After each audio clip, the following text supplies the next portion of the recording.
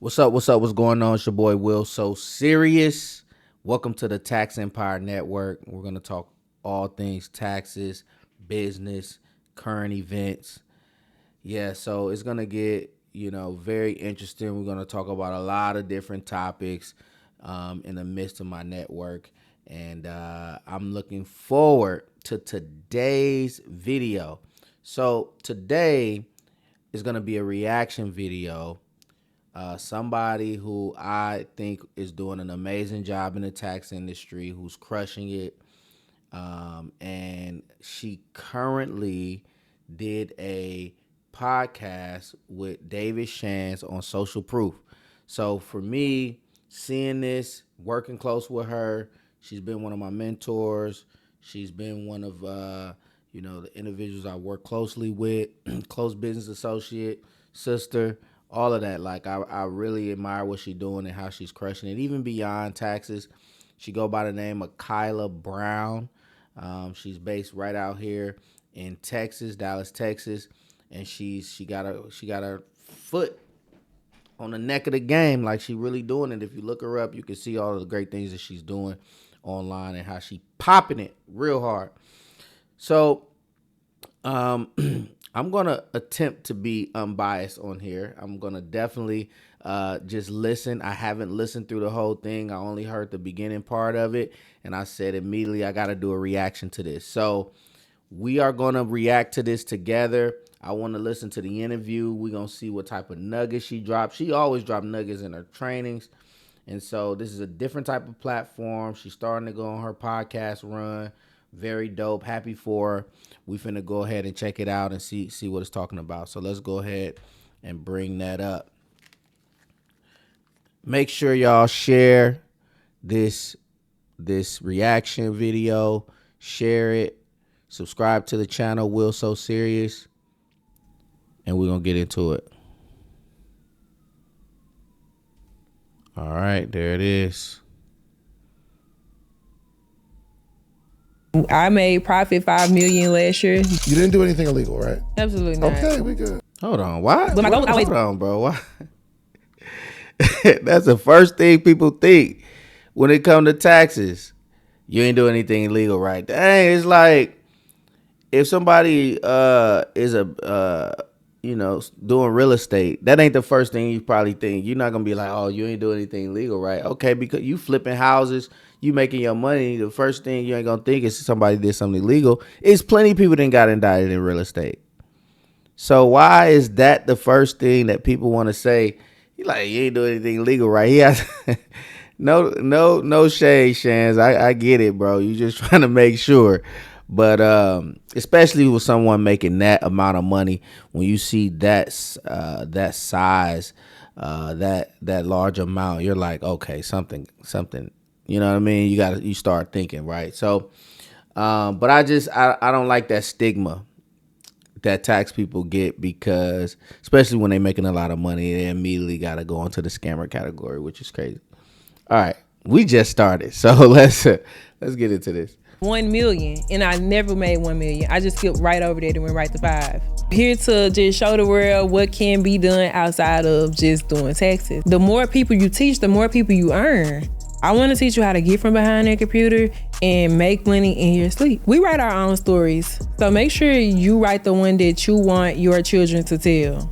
If I want to get into taxes, We write our own stories. Make sure you write the one you want your children to tell. That's a bar. the first piece of advice you want to give me? Welcome to another edition of the Social Proof Podcast. You already know I find entrepreneurs that can teach you how to make some money or inspire you to make some money. Today is no different. I have a young lady who is still a little wet behind the ears, man. 27 years old. But when I was 27 years old, I was probably working for a company that made what this young lady makes. So I'm sitting here as a student learning how to build something big and how do you handle this type of success. So you are in the tax preparation business, but not in your traditional way. Is that correct? Correct. It's very untraditional, and I'm here to just show the world what can be done outside of just doing taxes. So I'm excited. Oh man, Let's what go. was your revenue Let's last year? go. Drop one of Clue's bombs. Drop one of Clue's bombs. Ooh, I hate to start with the money, but we did make a lot of money. I made profit $5 million last year just Profit from of this $5 million. business model. Yes. You know, I kind of got to point this out, right? She said profit 5 million, meaning that, you know, a lot of people, they be inflating their numbers now. I mean, no shade. I get it. You know, you want your business to look like it's extremely, like it's thriving. But sometimes that 5 million includes, or that 1 million. I've heard people quote how much they made in their business based on how many refunds were sent to clients. That's not necessarily determining the health of your business. And we all know, those of us who are in business understand that it's not how much you make, it's how much you keep. And so even if you made $1 million, but you only kept 25,000 of it, that 975,000 went to expenses, then although your business seems to be thriving, it's bleeding out and you're not keeping any profit. So to be able to say I profited $5 million must mean that this is a highly profitable venture and could be a highly profitable industry. So that distinction does matter when someone says that. Most people say I made X amount of dollars. They don't tell you how much they actually made in profit. All right, let's keep going. You profited $5 million. I profited $5 million. You're Yeah. 27. Yeah. He's flabbergasted. What? Everybody acts confused, He's but flabbergasted. I kind of was like that when I seen my bank account. So I was like, what? Because I would have been too. you know, people have business plans and they What? are projected to make a certain amount of money. I didn't project this at all. I was just like, we're going to do this and we're going to hope it works. Really? And it worked. Yep. Okay. What did you do the year before that? So the year before that, I did the same thing, but it wasn't perfected yet. So I was learning and making my mistakes and getting those out the way. But How much get did you those make out the year way. before that? how much I made? I think I didn't even make 1 million. I think it was like 800,000 the year before that. 800,000 to 5 million. 800,000 is very impressive. Yeah, but my goal was always 1 million, and I never made 1 million. I just skipped right over there and went right to 5. If you can attribute that like hockey stick success to one thing, what would it be? Going from 800,000 to 5 million. It's not one thing though, but if I just had to choose one thing, it would. I like how she said it's not one thing. A lot of people try to narrow it down. What are the top 3 things that allowed you to be successful? What are the top 2 things that you can say if somebody did these 2, it would change the game for them? But it's never just 1 or 2 things. It's literally a multiple layers of things that have to be in place for you to be able to get success in business, including a lot of things. I'm gonna let her talk about what are her things, but it's never one thing. It's never one thing, because there's so many things you have to incorporate before a lot of things have to go right. Let's put it like that. Definitely be getting systems in place in your business. So when I was making 800 million, I was all over the place. I didn't really have the right people doing the right things. So now I look for people that's better than me to do things that I suck at or I hate doing. So that's what I put in place. And just learning the information and trial and error. Give me an example of one thing that you did. So I think we need to explain the business model a little bit first. So hold on, we're going to get to it. First off, I was so excited. Introduce yourself. Yeah, okay? sure. So my name is Kyla Brown. I am a young entrepreneur in the online space. I don't really do a lot outside, but online I pretty much like to dominate the industry, right in. the I internet, like it. And just let them know how you could be successful at a young age. Hold on, I teach forgot to people all let over you the world how to introduce dominate in the yourself. tax industry and just entrepreneurship, period, and how to invest their money so that they can have longevity with it. What is one thing that you implemented in your business allowed you to go from 800,000 to 5 million? Yeah, so I was just winging it at first. I was bumping my head, making a lot of mistakes, and I actually had to go and pay for the information, to be honest. Pay for the systems to implement, pay for the people to put in place, pay for teams to be built inside of my organization. And that allowed me to jump from 800,000 to 5 million. Give me one thing that you paid for, and how did you use that thing? Yeah, sure. The best thing I paid for in my business was a CRM. When I was making 800,000, I was doing everything manual. Nothing was automated in my business. So for people who don't know what a CRM is, it's a customer relationship manager, right? So it helps you with everything. It's the heartbeat of your business. Say, for instance, you're trying to grow. In order to grow, you need to be able to gather leads. So people don't understand that if you're all of your clients live on social media, you don't own those people. So you need to have a way to get those leads. Hold on, because she dropping a gem, and y'all definitely gonna miss this. So I have to say, this is something that she definitely put me on. I already had a CRM when I started working with her, but I was not using it, and I was not using it properly. I had no idea the power in my CRM, and I was confused of like how it even worked. It was so like technical, right? For some of us who are not technical people, but a CRM, when she says the heartbeat of your business, it is the headquarters of your business. It literally controls and houses all of your leads, all of your customers, all of your data, all of your workflows, all of your communications, all of your marketing. And so it's all housed inside of this system. There's not one business organization that's out there operating at a high level that does not have some kind of CRM. And so if you plan on operating your business at a high level, then you need one as well. There's only so far you're going to be able to get while you're winging it. He asked her, tell me one thing that you implemented that that allowed you to go from 800,000 to 5 million. That CRM is what she's saying was the great amplifier, because what it created was structures and systems inside of the business that allowed it to run more smoothly, and also gave it an engine that's bringing in new leads consistently and following up with those leads consistently and converting those leads consistently. If you have that kind of system inside of your business, then you can really begin to advance and accelerate your business. So that's what she's saying. That CRM is a game changer. You have to have one, most definitely, especially in businesses like taxes, credit repair, real estate, really any business where you're gathering leads, converting leads. You got customers you're constantly connecting with, constantly trying to get in front of. CRM is very important. So that's why I'm glad she mentioned that. And she's telling us exactly what she did. So let's continue. Off of social media. You can't really do that without a CRM. I had no clue about this. So so once I got that, we got the CRM. You don't control, okay, let me put this back. You don't control the social media platform.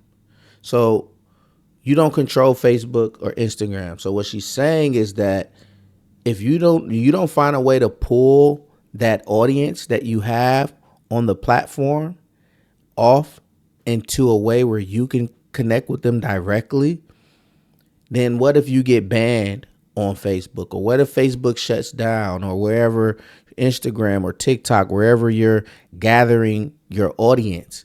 You have to find a way to reposition them inside of your ecosystem, where now you're contacting them regularly, where you're able to send them out text messages. You're building up a text list and a mailing list, so on and so forth, where they're able to get your offers and your communication outside of being on the social media platforms.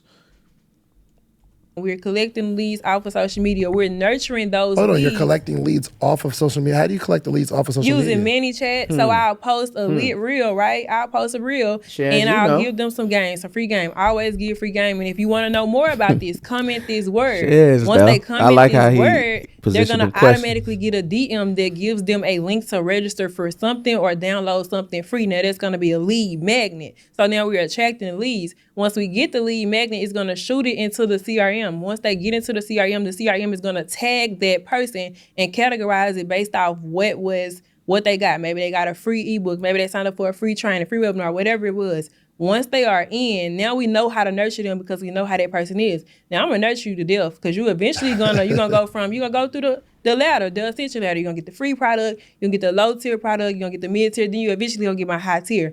I didn't have that in my business at first. So I was missing out on thousands of leads before I could even get a sale. So Bars. Listen, if you missed it, you missed it. You know why this might go over your head? Because you don't understand nurturing. You don't understand lead generation. You don't understand offer creation. Once you get those foundational pillars in your business, what she just said is going to be golden, because she's saying to you, when they come into the system, they're going to be tagged based on how they came in the system. So I'm going to put them in a bucket or category so I know, okay, this person came from Instagram. This person came from Facebook. This person came from this post that I put up, the post about me being in Miami, the post about me being at the conference, right? I'm tagging them in a certain way. And then nurturing, what does that mean? That means to, over time, give attention and connection and communication to, show some kind of interest in that prospect. So that is what she's saying. And I'm going to nurture you to death. So once you come into my system, I'm going to find a way to woo you. I'm going to try to woo you. I'm going to try to wow you. And I'm going to try to add as much value to you as I possibly can until I begin to convert you up my value ladder, where you're able to work with me, purchase some of my products, connect with me in different ways. As I'm delivering you value, you're reciprocating that by paying your money. And so that's why that's a bar. That's a bar. I got to break this down because a lot of people are going to look at this and not even, they're just going to look at it as another pot. You got to break some of this stuff down so you can really understand what's being said, so you can incorporate it into your business. And if you are a tax pro out there right now, you're at the P10 level, you're at the ERO level, and even if you're at service bureau level where she is, but you don't have these systems incorporated into your business, you need to be paying very, very close attention to what's going on. You need to go to her page and look very closely at how she brands her business, how she approaches her marketing. There are a lot of great things that she's implementing that allows her to see success. Success does not happen by accident. There are some things that have to be done. So let's get back into this, because I'm already like, wow, this is good. And I didn't get this far when I checked it out last night. So let's keep going.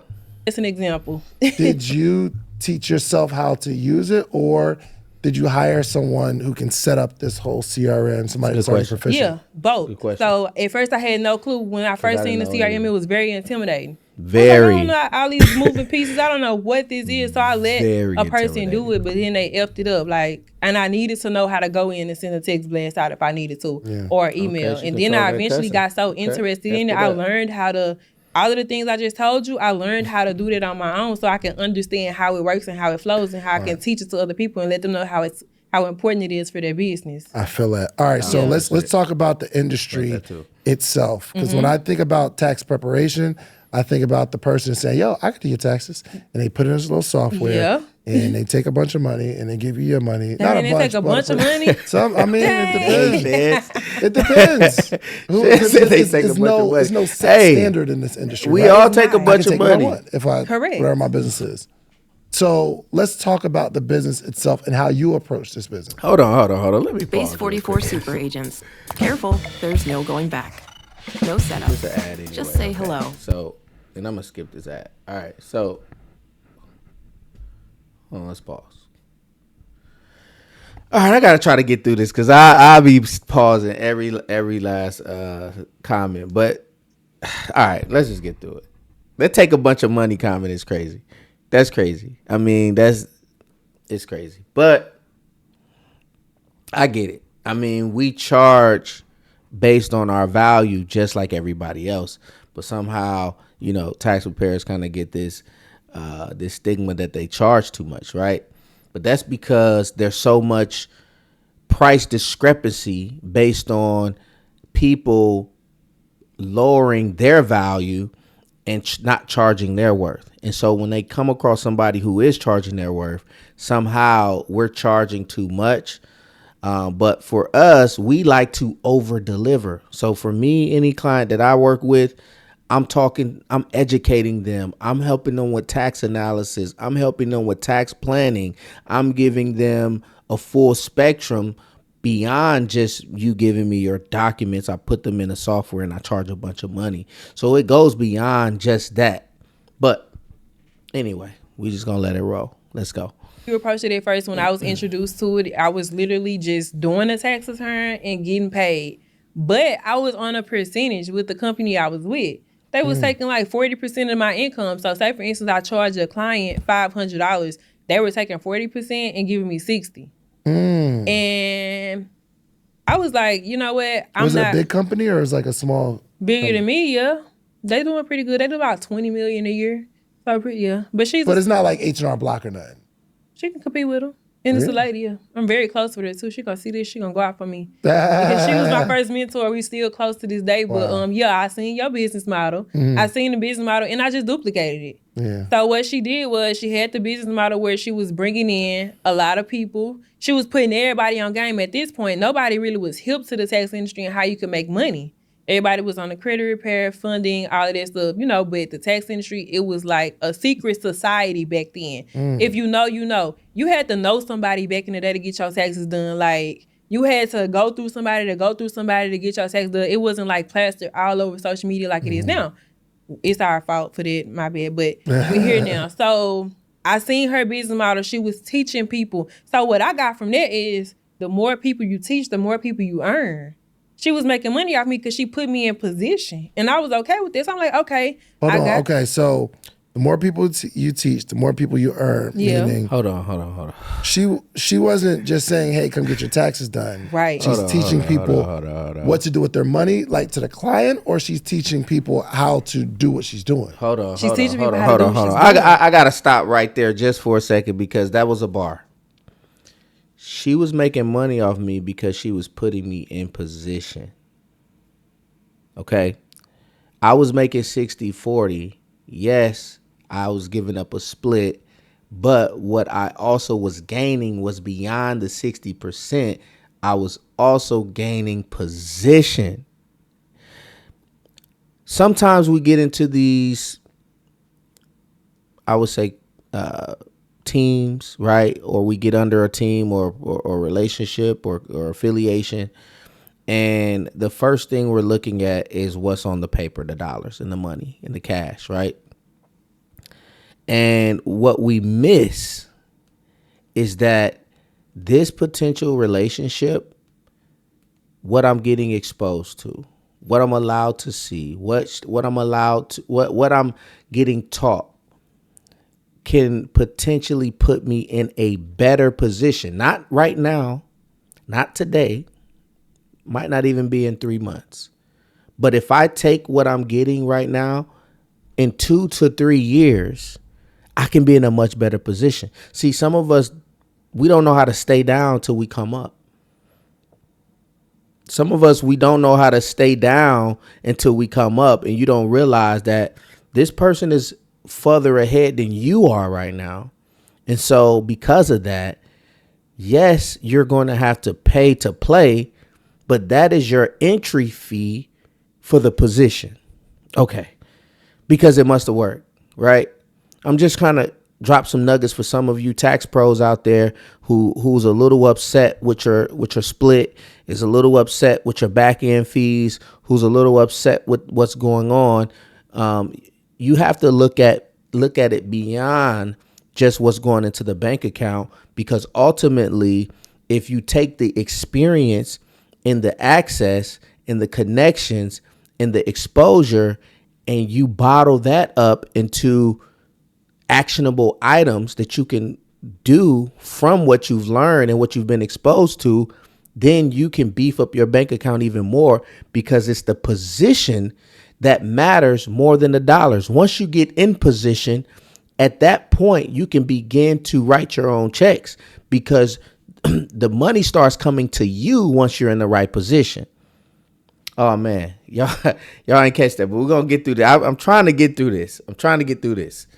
To a certain extent, she's teaching people how to just do taxes. She's not teaching them how she's making it 60% off everybody in the company. My bad, Sean. Right. Woo, edit it. I can't. I almost said her name. I can't. Should be all right. What you mean you can't? Yo, hold on. Yo, here's the thing. I ain't hear the name. What she so did it's good. worked. You She, good. if she is a true mentor, she's going to be Exactly. proud. You can't teach somebody how to make money and get mad when they make money when you taught them how to do it. Oh, Lord. Trust me, she's proud of you, or she's a Yes, hater. no. And I don't She know ain't her. no hater at all. She's very proud. This very proud. should be this is the only way she's able to gauge success anyway. So we should shout her. Yo, if you don't know how I'm to not do shouting it, her out. listen, if I don't know how to do something and you teach me how to do it, you could take 60%. If you give me a skill set. Exactly. So she all right. I don't That's see all nothing good. wrong with that. She don't either. Brian is the best content marketing team lead I've ever worked with. But before he created his content calendar using Monday.com, I know she don't. So that's what I seen what was going on. And I was like, okay, this is cool. This is something that I can do. I tried in my first year, and like I said, okay, so first Working year. for her the first year. Working for her the first year. Okay. Immediately, second year, I bought my own software and built a team of preparers under me. So now I wanted to start teaching people how to do taxes as well, so I can get to 60%. I heard that. See, it works. So But hold it on. didn't. How much did you make working for her? $235,000. My very first year. Hold on, is that your 60% or you talking Yeah, that's about my total? 60%. No, that's after my 60%. Really? Yep. But you got to think, I started during COVID when the tax returns was elevated as well. So they was helping entrepreneurs out a little bit. They was helping single moms out. So the credits were very elevated at that time. So The credits were elevated? What do you mean? so the credit that earn income credit, child tax credit, the I credits see. that you get a refund from on your taxes, they were worth more money than usual, should I say. So you were charging people a percentage of their return or just a No. flat fee? A flat fee? So you're saying because people were getting more money, you were able to charge more. Yes, exactly. How much were you charging back then?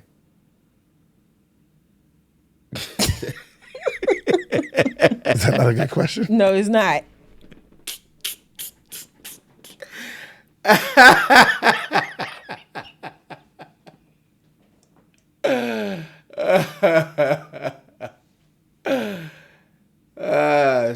She thought for a second, like, do I want to answer that?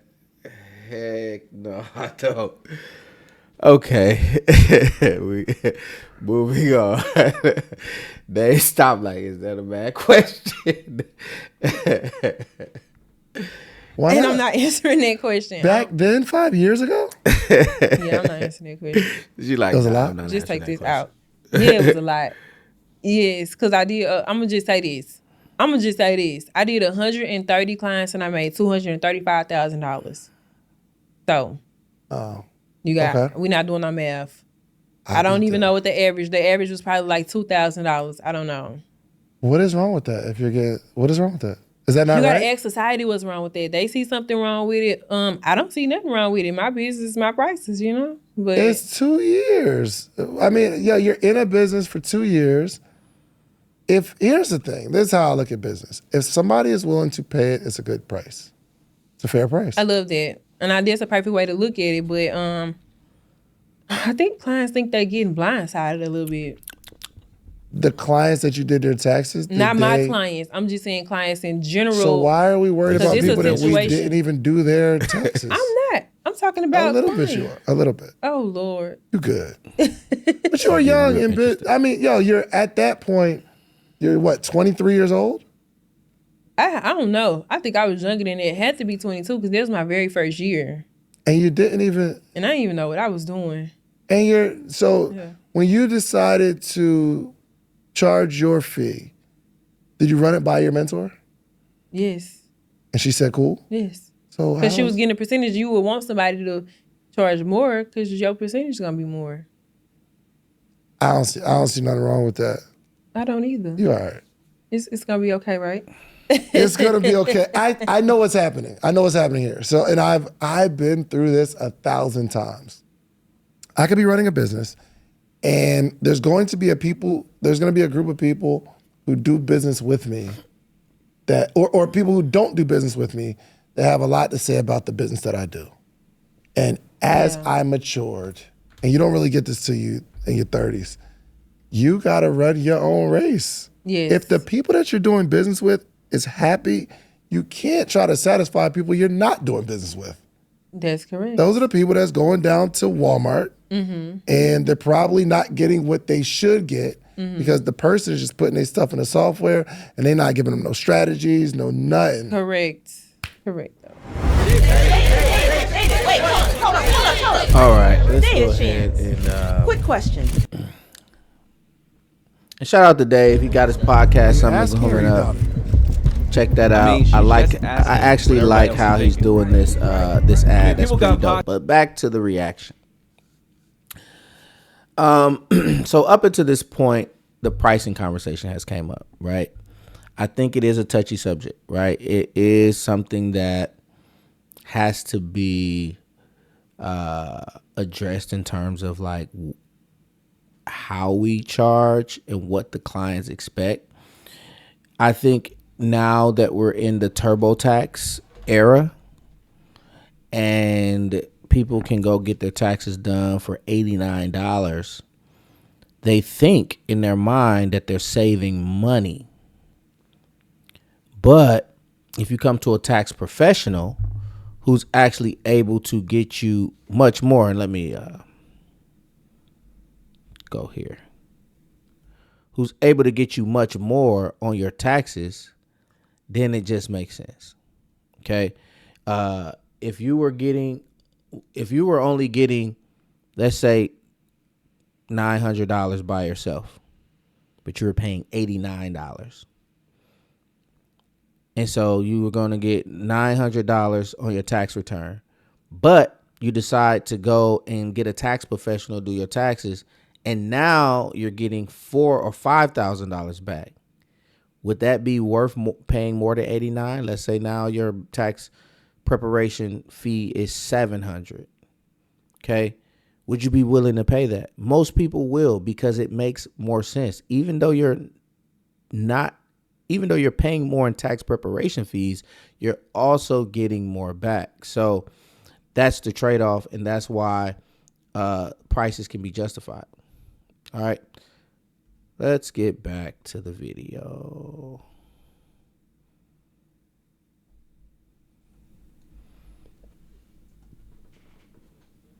Oh, hang on. No. I love this conversation. I'm having fun. Yeah, because you're so having fun, too. successful.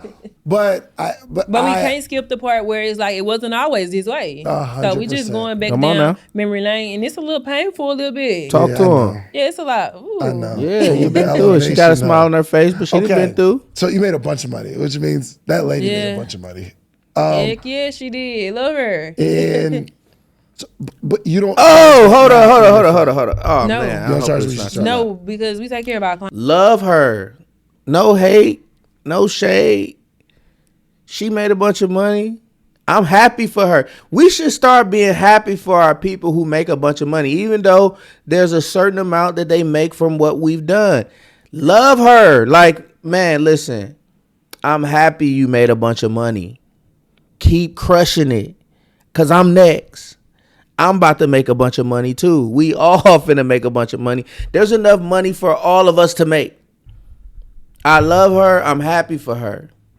That's how I gotta be. And I just don't charge that much because it's not a need to. Yeah, I got you. Yo, really, if you got it approved by if my coach tells me to do something and I do it and it works, I'm happy. Right. But if if I asked my mentor, if my mentor said, yo, you should charge $2,000, I was like, I'm not doing that. I'm charging $500. I'm a horrible student. So you're a good student. We got some horrible students because we be trying to get our students to charge a little bit more, charge a rate, and they be a little afraid. I hope y'all watching That's a this. fact, because mine You can't be win like that that way. too. You And can't win without They want to listening charge to your $100. Right. It doesn't work that way. Literally Okay, so 100. I'll be like, how we supposed you to made make a bunch like of money that? that year. Respect and to then you y'all went on who your might own, see this, went out- but went out man, on y'all your got to own. start charging more. I'm sorry. And the philosophy is you teach people Just a little bit. how to you ain't do gotta what bust you their just heads. did. but Exactly. Okay. So what does that look like? Charge a little So more. what it looks like is, so the situation that I was in, she really wasn't teaching me how to do what she was doing. She was teaching me how to build a job instead of a business. So most people don't understand that if you're only doing tax returns, you're building a job because that firm, it depends on you. Your money depends on you. So you need to build a business. So what I did was I built a business that was going to run with or without me. It was going to make money whether I did a tax return or not. And that is not what everybody is teaching. And that's what makes me different, because that's what I am teaching. I'm going to teach you how to come in and get a team of preparers under you. Teach them what you know. Charge them until they're ready to go off, and then they can start making their own money and doing 100% and things like that. But that's ultimately how Real quick, personal testimony. All right, personal testimony. So my first meeting with Kyla after I got onboarded, she asked me how many people do I want to bring on my team. And I was like, 10, about 10.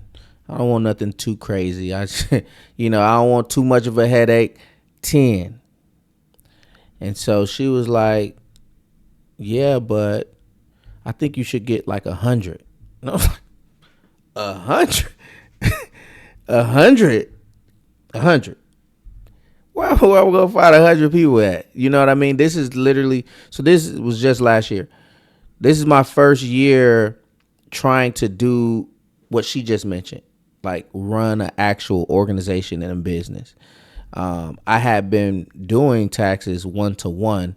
I had a job, what she mentioned. I had it inside of a business structure, but it was still just relying on me and my own production to be able to produce the profit. So what she was saying is, you need to get people in your organization, under your organization, that can go out and do taxes on the company's behalf. And she said, you need to get 100. And I was like, wow, okay. And so, what's crazy is by the end of the season, I did recruit over 100 people. Not everybody stayed. A lot of people fell off because people do fall off. But it just expanded my mind to what was possible. I'm like, okay, I can go out there and recruit 100 people. And I'm like, I can have 100 people on my team. It was like, okay, well, let's go and do it. That's what we doing then. That's what we doing. All right, well, that's the goal. And it, now I'm like, okay, now let's go get 200.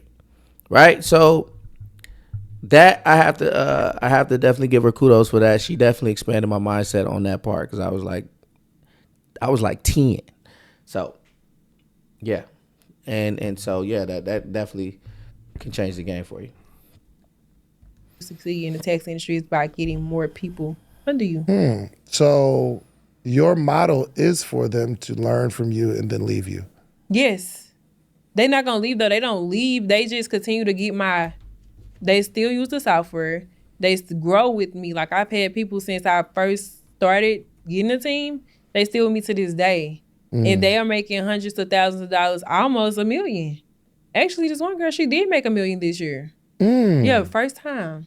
She finally hit her first $1 million this year, 3 years in. That's So, incredible. It is incredible. I'm so proud of her. Yeah. But so they don't leave. We just grow together. Got it. You told me something interesting too, where you were saying, well, there is going to be a ceiling on tax preparation, meaning you'll make a lot of money, but at some point it's based on the season and people doing taxes. Exactly. And you explained something about having a software that can scale infinitely. So let's walk through the stages. How does a person make money if they just want to do their taxes? How do they start making money? If they just want to do They their just taxes, want to do the taxes. they just want to do get their taxes done. They want to do taxes for other people. Oh, well, that's perfect. That's the perfect starting point because you have to start there. You need to know the business. You need to know how to do taxes. So do taxes, right? Learn how to do taxes, get clients, and build your client base. The next year, you show off your success. You become an authority in your industry. You're a tax preparer. You know how to make a lot of money as a tax preparer. You teach other people how to become a tax professional. That's what it is. And now, on top of that, on top of teaching them how to become tax professionals, then once they got that knowledge, you teach them how to start their own tax business and get people under them. So it's a repeating cycle over and over. So hold on. How do you benefit from teaching people how to do taxes? You benefit because you will teach them in hopes that they use your software. So you would have to own the software. You would have to be something called a service bureau. Right? Okay. So anytime you're teaching somebody how to do tax returns, you need to have a place where they can do tax returns, right? So you're gonna let them in your software, the software that you own, and you teach them. And now you make money per tax return. So the play is you're teaching people how to prepare software so that how to prepare people's taxes using your software. Yes. Where do you get the software from? The software company. There's plenty of software companies that you can get the software from, or if they want software, they can get the software from me because I sell the software. But where I get the software from, it's like they sell it wholesale. Okay, so help me understand why someone would get it from you and not where you get it from. What's the benefit? So that is a great question because a lot of people try to go around the source, of course, right? They can go straight to the source, but the source is not going to teach them how to actually build a team. When they get it from the software company is like, here's your software. Yep. But they don't have the strategies behind it. They don't know how to build a team. They don't know that in order to build a team, you got to build some sort of leadership online, some sort of authority online. You got to let people want to be able to follow you. You got to grow leadership skills. You got to have those systems in place. You got to get leads, do webinars, sell one-to-many. There's a lot of moving parts when it comes to building a team. You don't just post a flyer, hey, join my team. It's not going to work like that. Texas is growing, and the demand for... You got to sell one-to-many. You got to do webinars. You got to build an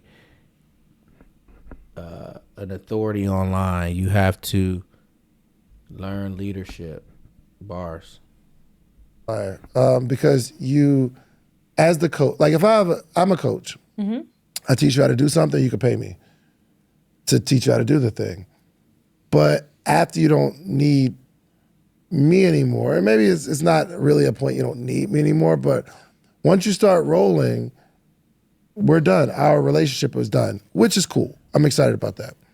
But I do like the fact that it's almost like you're giving me a skill of teaching people how, or giving me a skill of doing people's taxes. You're also teaching me how to do what you do. Yes. And eventually, you won't need me as a mentor anymore, but you still use a software where you still get paid. I really like this model. Right. It's Actually. an amazing model, and it's slept on, and a lot of people don't know about it yet. And it's very, very, very lucrative. And then it goes beyond taxes as well. So, like I said, tax season is seasonal. So people make money during April through, I'm sorry. They make money through January through March or April. And then they trying to make that money stretch. So here's where the real strategies come in. You need to put other things in place to keep the money coming in. So now you need to get into the digital space. You need to leverage the knowledge that's in your head and maybe create a mini course teaching other people. Maybe create an ebook. Maybe create a 3-day boot camp or something. So you got to keep it rolling beyond just doing taxes and owning the software. You got to stay authoritative and keep it going. Let's talk about the software for a second. The software is something that allows me to prepare someone else's taxes, correct? Okay.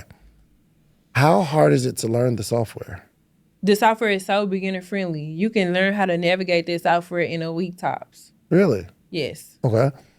And every time someone uses the software, you get a percentage. Right, or a flat fee. It just depends on what they come in. So there's three levels in the tax industry. You have a tax preparer. There's just someone who comes to work in. You have something called an ERO. There's an electronic return originator, which means they got a EFIN from the IRS. The EFIN is an electronic filing identification number.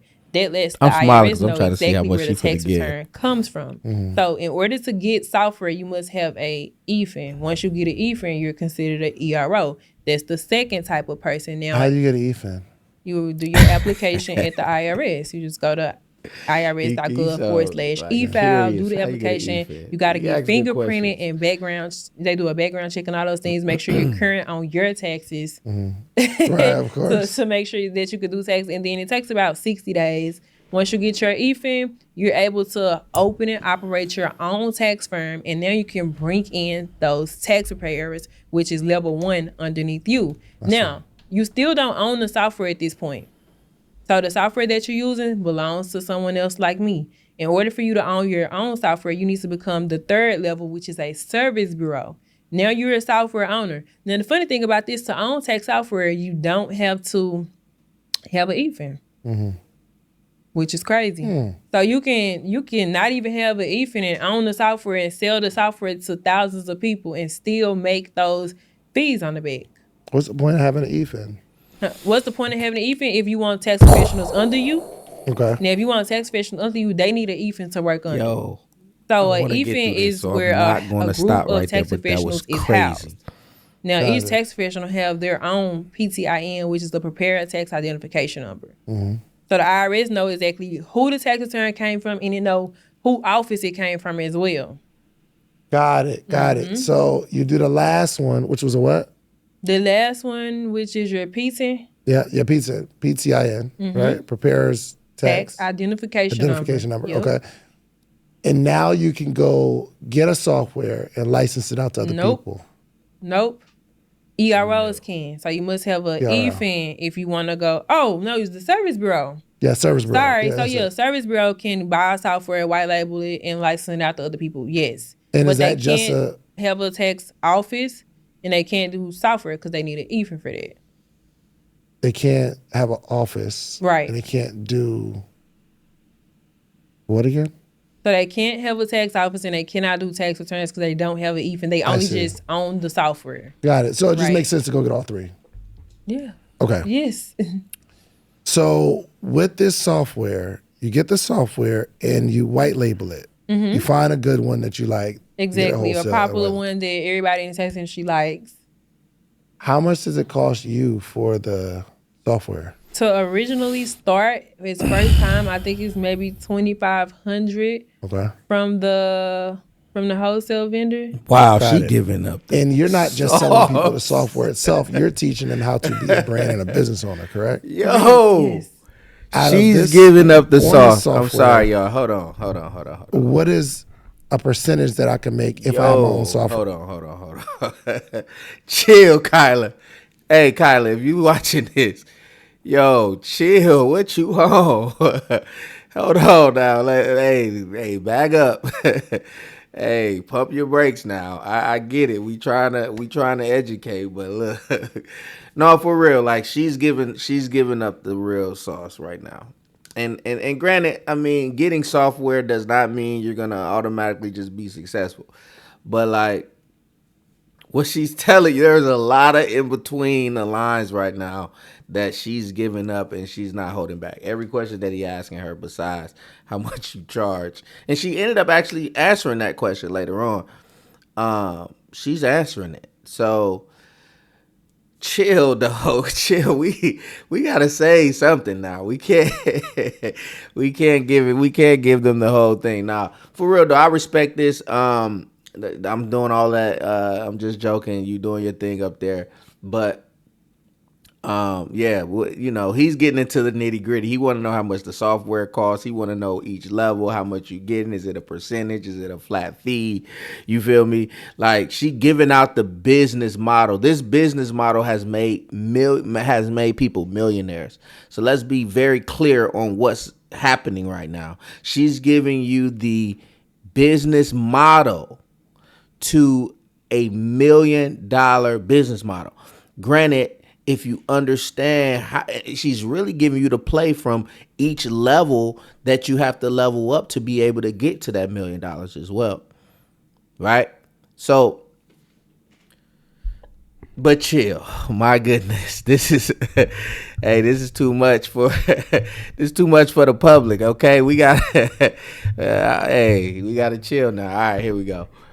Right, and I'm licensing it to you. Yeah, so sure, as a service bureau, you get something called a service bureau fee. Now, this fee goes from $0 to $99 with software She capped going at to the $99. fees. So you could potentially make up to $99 per tax return that's filed throughout the software. Oh, my goodness. Oh, it's not percentage based. It can Look. be. It can be, but most people don't do percentages. They Yo. just do a flat fee. What's your fee? $99. Let's What's go your to the fee? top. Yeah, Let's let's be take it to the premium. top. Yeah. He said, what's But your that's fee? dope My because bro, it's he asking essentially- the questions. You're charging people $99 for mentorship. Well, they don't got to crazy. pay it because it goes. crazy. It's passed on to the client. Right, Correct. they don't pay anything out of their pocket. The client pays for their mentorship. That's fine. I love it. Yeah, I love exactly. it. How many applications did you file last year? Like, I'm sorry, ask it again. You say how many applications? Look now, How many times- he's trying to count the pockets. That is a count pocket. No disrespect. Shaz set that up perfectly. Oh, so how much is your fee? It's $99. Oh, okay. Well, then how many returns did you file?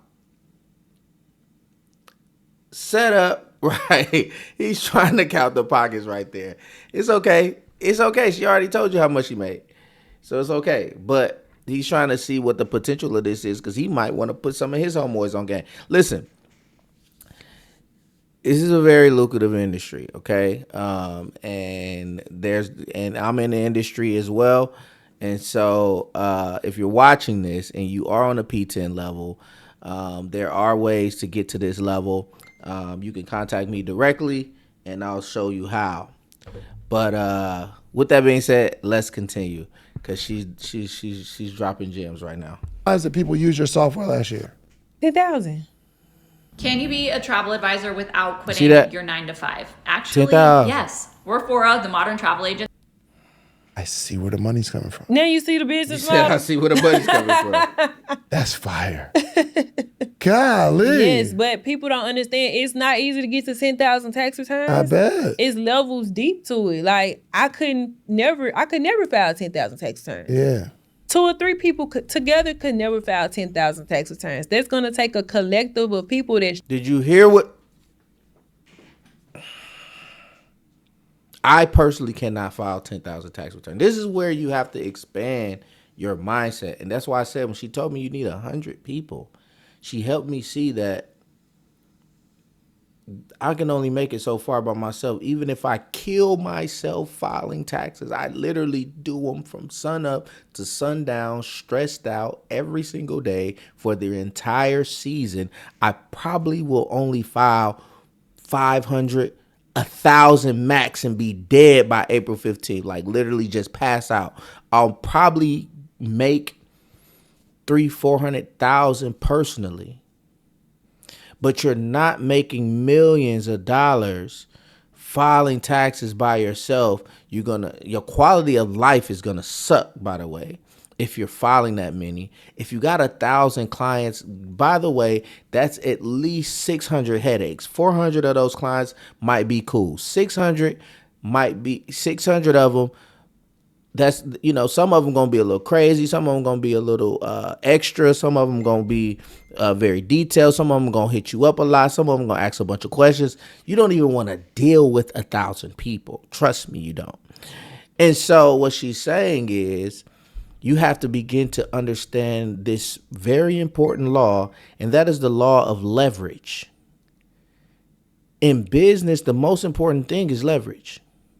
If you don't get why you need leverage, then you will never be able to expand, grow, and be able to flourish, because leverage is the secret sauce in all of it.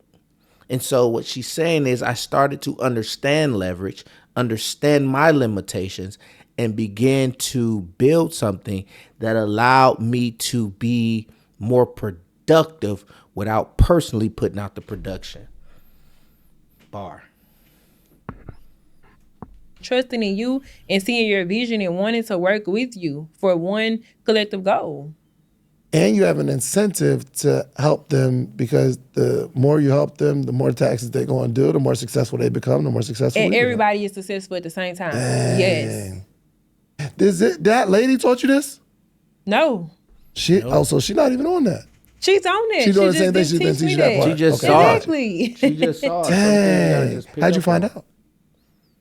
I found out because I seen her doing it. Exactly. Yeah. So you just got seen it. curious, like, okay, what's this software? Man, And what's yeah. this little fee you got on here? Exactly. Like everybody do. Everybody want to know what the fee is that they paying. Even the clients, they don't understand the fees. They don't understand it. So I'm really exposing the entire tax industry right now, and people don't know it. Dang. Yeah. So I had a conversation with somebody. I forgot who it was, but they were doing taxes. This is like years ago. And fix your mic. Point it up a little bit. Your mic up. No, just turn it. Like this way? Boop, boop, like this. Boop. Yep. There you go. And I actually got really excited because she was saying, "Who was that, man?" I remember it was a woman, but she was telling me that the way you build your clientele is you go to the hood and you pass out flyers because the people in those areas That's crazy. just be looking to see how much they can get back. That's in their taxes. crazy. And they're not loyal to anybody. That's crazy. They're just they're always looking for somebody to do their taxes, right? And I got excited about that, and I said, "Yo," I think I called my wife like, "Yo, you better start preparing taxes. You want to prepare taxes?" Exactly. She's like, "Yeah," because you can make some money preparing taxes. But then you really got to do the work. You have to do the work, and that's a problem that the new tax professionals are. Bro, it's coming in. work. Fast money, just like It's you said. You work. thought, like, you can do tax because you seen what was going on, but I mean, yeah, it's work. you can get in trouble real quick in the And you tax can get in industry. trouble. In what way? Compliance is crazy. Because so this is what's happening. People are competing to get one client the largest tax return. So some people are willing to do extra things that they shouldn't be doing to win a client over. When shit, I don't know. No, Oh, when stuff hit the fan, just do your best. when stuff hit the fan, the client is gonna tell the IRS they didn't know anything about that. So it's like you got to be careful coming in because peer pressure or influence can really take you out the game really quickly. Trying to be the top, trying to get all of the clients, trying to do what the client wants you to do is not always the best thing.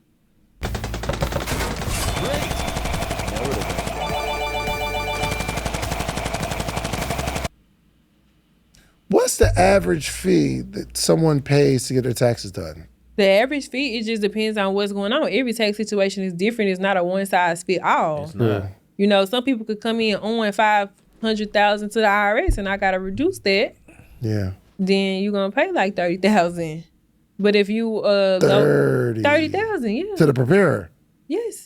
If you was finna pay the IRS $500,000, For sure.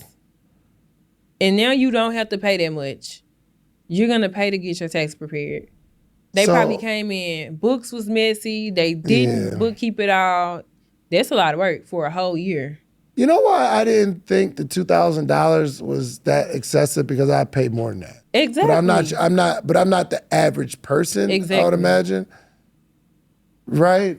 What'd you pay? Get your taxes done. A couple hours. Yeah, more than 2,000 for sure. Were you targeting back then like business owners? Just regular people? I don't know. When I was a regular person, I paid 2,000.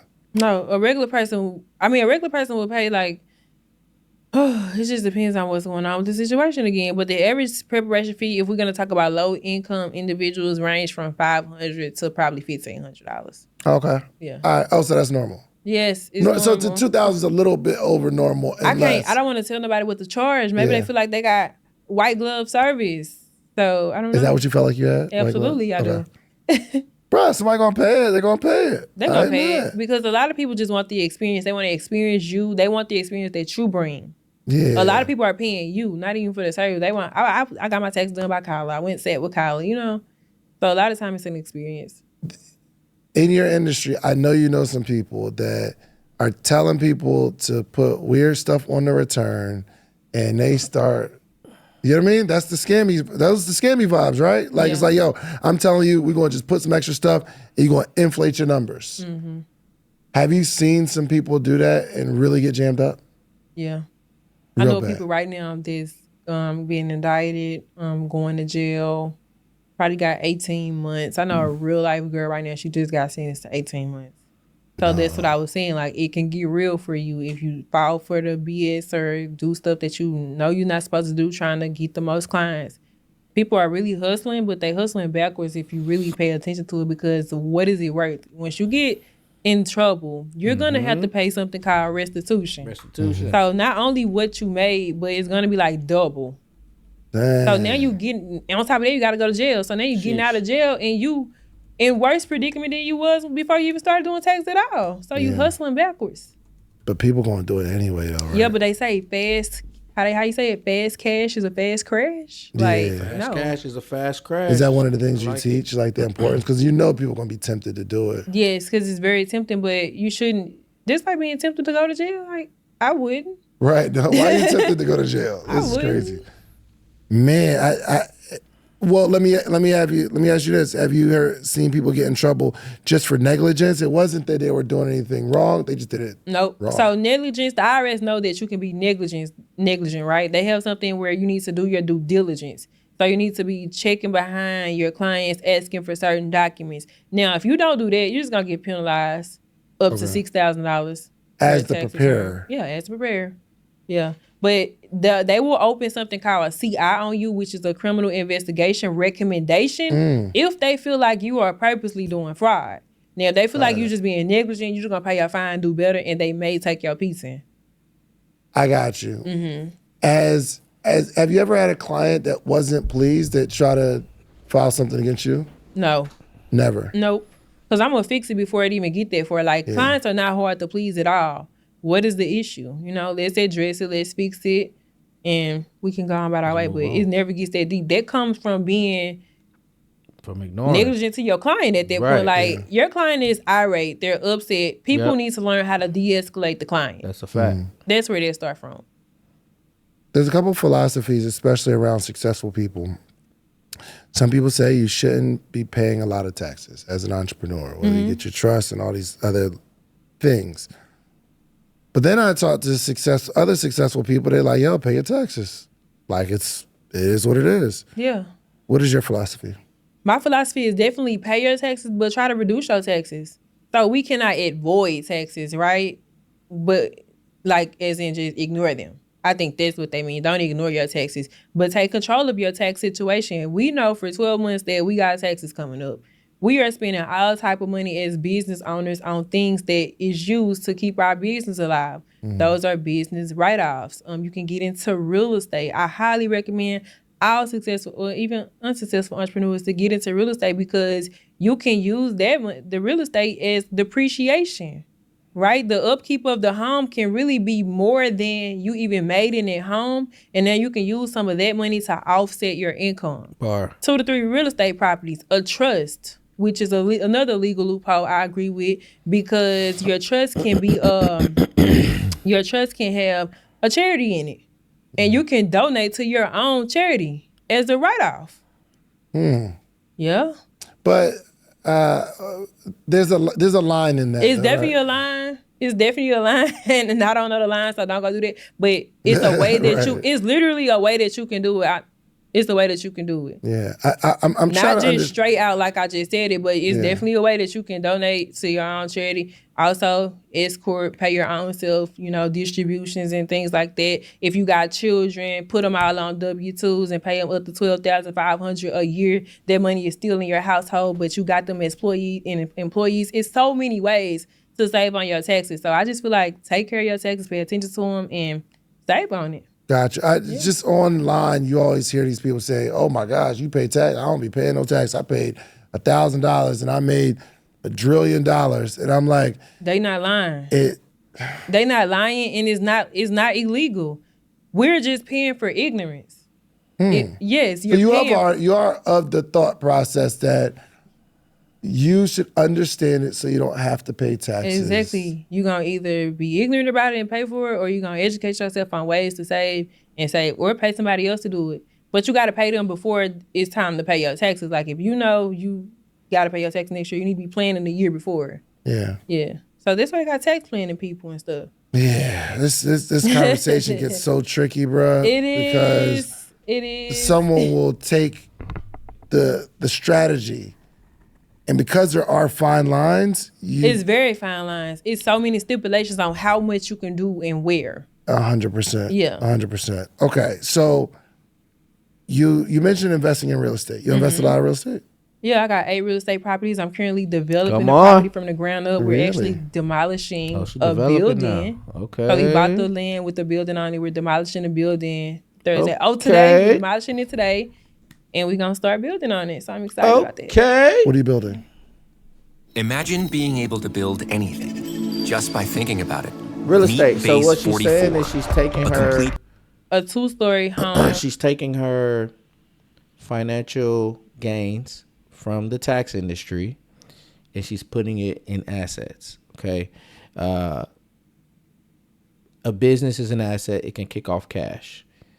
But once you receive that cash, what do you do with it?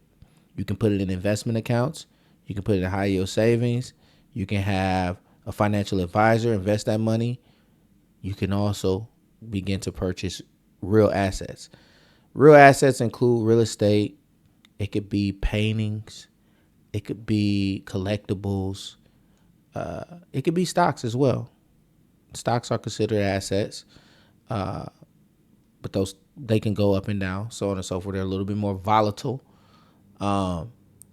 It could be somebody's music catalog. It could be somebody's book catalog that kicks off royalties.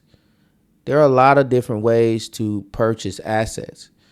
The problem with most of us who go out and we make money for the first time is we're purchasing things that's going to suck money and take money away, and not things that is going to continue to appreciate in value. Having 8 properties puts her in a position that if anything or everything went wrong, you still actually have 8 properties that you can find a way to liquidate and get some cash out of if you need it. You also have those properties continue to appreciate in value that over time, depending on where she bought them and so on and so forth, how good the deal was, that becomes an opportunity for you to benefit from that later by that being in your portfolio, or you can pass it down to your kids, right? And now she mentioned developing, so that's a whole different ball game from purchasing a property that's already established, but now developing a property from scratch, right? Getting into the development game. So you don't have to just do one thing, but here's what you have to start out doing one thing. And this is where most people get it misconstrued. You're trying to do 5 things at the same time when you really need to focus on one thing. Let that one thing pop off that allows you to be able to do other things. Now that the tax business is thriving, the tax business is kicking off enough cash, the tax business is, pretty much it's not on autopilot because she's still putting in the work and putting in the time and energy into it, but she has the systems in place that allows that structure to be profitable. She can now go off and build other structures and also put her money just in assets where the money is making money. That's a whole different ball game because we're trained to go out and make the money personally. We go out and physically put our time, energy, and heart and soul into something to get back some kind of income. But when your money goes out and make the money, you're in a different ball game. When your money can make more than somebody makes in an entire year by working 40 hours a week, you're in a special place. And so that's where you want to be. And I like where she's going with it. She's diversifying her portfolio, which is good. Very luxury home in Dallas. For yourself or somebody else? No. I'm building it to make a profit, to sell it. So we got hopes to sell it for $600,000. How much is it going to cost you? It's costing me $400,000 to build. Did you cash out on it? Like my money? Yeah. No, I got a hard money lender. She giving out the sauce. And I'd probably be doing this wrong, bro. I just be buying the stuff. With your cash, right? Yeah. You want to stay cash heavy because of things that can happen. So say, for instance, all your cash is in your real estate properties and a pandemic happened and you can't sell. Oops. That's all Get me good. off this You're doing great. podcast. You're doing great. You're doing great. You're doing Okay, great. let's start over. No, you're good. You're good. Keep going. You're good. The reason you're here is because I decided to start a podcast. You was doing good. So that I can have engaging conversations doing with people. good. By the way, this video will be monetized. I'll make money off of it. You need to start a podcast too so you can have So, the hard money lender play is where you get someone who will borrow you the money at a very high interest rate. So that's why they call it a hard money lender. It's not the bank. It is an individual or a conglomerate of individuals, a group of individuals who will give you the money to go ahead and purchase that property. They want some money off of it. Some of the hard money lenders, they want you to pay them monthly. Some of them want you to pay them quarterly. Some of them may put a deal together where you pay them when you sell it. But they'll put all the money up, which is crazy because essentially, they're back. Essentially, what you're doing is you're just bringing the expertise and getting it done.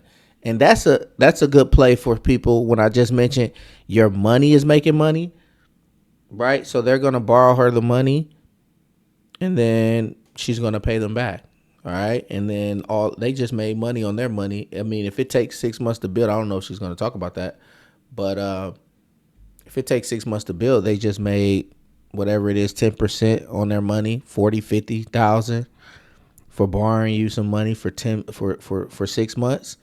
You can't make that money in a stock market like that. Right. So there's not a lot of assets that allow you to double up, or not double up, but to get that kind of return on your money. So that's why hard money lenders exist. All right. Easily sell your properties. How you gonna get your money? This is true. Somebody did say, yeah, you're absolutely right. So you don't leverage your own cash. Sometimes I do and sometimes I don't. I just want to make sure that I got a lot of extra cash put up. So I like to use other people's money. I like to use some of my money. It's just a good mix. I won't use all of my money though.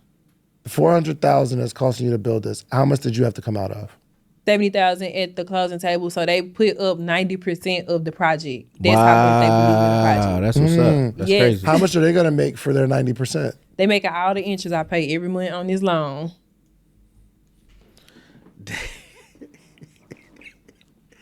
Davey wanted that man be wanting all the details, boy. He wants you to give it all up. You're like, well, how much is they gonna make on it? These, for me, I don't like divulging that much, that kind of detail. It's like, now you don't know how much I make, you don't know how much this person make. So I would probably be a little bit like, oh, okay. But she's very forthcoming, so respect.